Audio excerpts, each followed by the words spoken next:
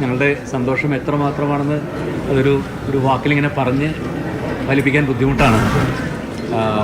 കാരണം ഏകദേശം ഒരു 32 വർഷങ്ങൾക്ക് മുമ്പ് 1992 സെപ്റ്റംബർ 7-ാം തീയതി അശ്വതിയുടെ കഴുത്തിൽ ഈ ഗുരുവായൂരപ്പൻ്റെ മുമ്പിൽ വെച്ച് താലി ചാർത്താൻ ഒരു ഭാഗ്യമുണ്ടായി.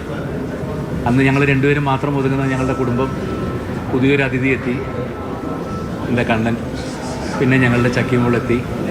ഇന്നിപ്പോൾ 2 അതിഥികളും കൂടി ഞങ്ങളുടെ കൂടെയുണ്ട്, ഒരു മോനും ഒരു മോളും കൂടി. ഞങ്ങൾക്ക് മരുമോനും മരുമോളും അല്ല, ഞങ്ങളുടെ മോനും മോളും.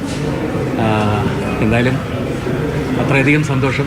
പ്രത്യേകിച്ച് ഗുരുവായൂരപ്പൻ്റെ മുമ്പിൽ വെച്ച് നിന്ന് താലി കണ്ണന് താരുവിൻ്റെ കഴുത്തിൽ താലി ചേർത്താൻ കഴിഞ്ഞതിൽ എത്ര സന്തോഷം. ഇതാണ്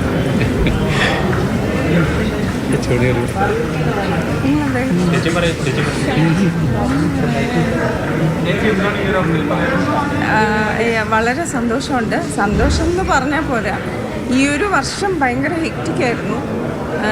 2 നിശ്ചയവും കല്യാണത്തിൻ്റെ നിശ്ചയം, പിന്നെ 2 കല്യാണം, എല്ലാം നന്നായിട്ട് ദൈവത്തിൻ്റെ അനുഗ്രഹം കൊണ്ട് നന്നായിട്ട് നടത്താൻ പറ്റി. എല്ലാം ഗുരുവായൂരപ്പൻ്റെ അനുഗ്രഹം മാത്രമാണ് എല്ലാം, അത് മാത്രമേ പറയാനുള്ളൂ. എന്നും കുട്ടികളുടെ ലൈഫിലും എല്ലാവരുടെ ലൈഫിലും ഒരു അനുഗ്രഹം എന്നും ഉണ്ടാവട്ടെ.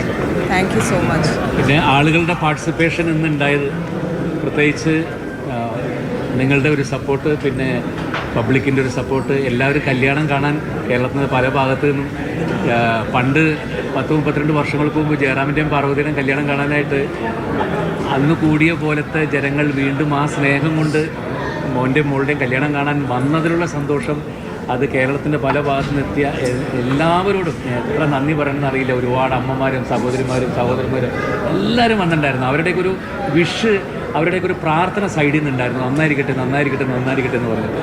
അതൊക്കെ തന്നെയാണ് തീർച്ചയായിട്ടും ജീവിതത്തിലെ ഏറ്റവും വലിയ മഹാഭാഗ്യം. ഒരുപാട് സന്തോഷം. ഈ ഒരു വർഷത്തിനുള്ളിൽ 2 വിവാഹമാണ് ഗുരുവായൂരപ്പ സന്നിധിയിൽ. സാധാരണ രീതിയിലുള്ള വീടുകളിൽ നടക്കുന്നതല്ല, ഏത് രീതിയിലുള്ള ആളുകളാണെങ്കിൽ പോലും. അതിൽ അങ്ങനെയില്ല. 6 മാസം കഴിഞ്ഞ് ആവാന്നാണ് പറയുക. 6 മാസത്തിനുള്ളിൽ പാട്ടില്ലെന്ന് പറയും. സന്തോഷം. Thank you.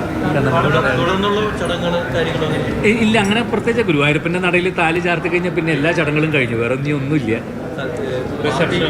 അത് ഒരു ചെന്നൈയിൽ വെച്ചിട്ടൊരു ഇത് മാത്രമേ ഉള്ളൂ. 11th. ശരി, താങ്ക് യു.